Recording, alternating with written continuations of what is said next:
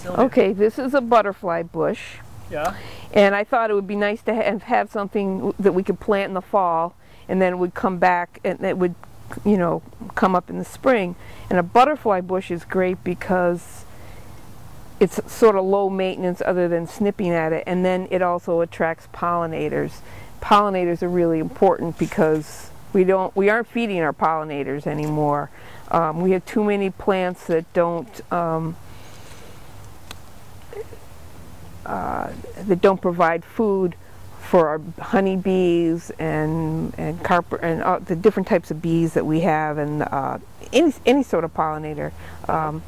What color are flowers? They're purple. Yeah? It's my favorite color. You're wearing a purple jersey. Yes, I know. I love purple. It is my favorite color.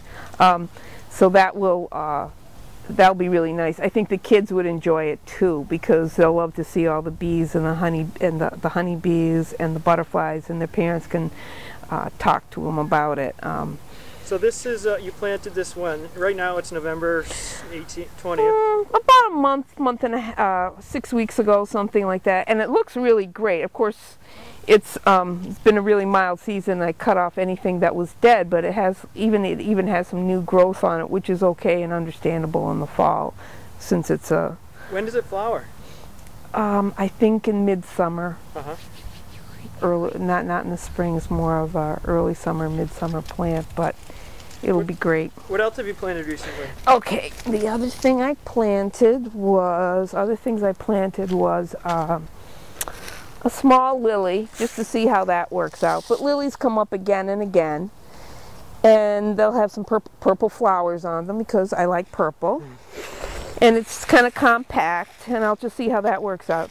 This doesn't look so great. This is a Russian sage. Oh, okay. Okay. Okay. Yeah, what's up? Is this another one you planted? And I don't know anything much about it, except that it's a Siberian or Russian sage, something like that. And I do see it has some new buds on it, which is good. So they should hopefully overwinter. Maybe it'll pile up some leaves on it or something, but I figure it should be able to survive New Hampshire if it can survive Russia. So is it an herb? Yes, I think so. They call it sage, but I think it's just sort of a fragrant little woody plant. And it's presumably perennial? Yes. And when you say perennial, what do you mean by that? You mean it'll just keep coming up year after year. You know, maybe it'll get really big. I don't know. We'll find out what happens if it even overwinters. That's part of the fun of a community garden or any kind of garden. Any kind of garden. You know, you try different things to work, and especially it's a challenge, you know, here in New Hampshire. Yeah. Like, what's going to really work? Yeah. And so we're you trying don't get upset if something fails?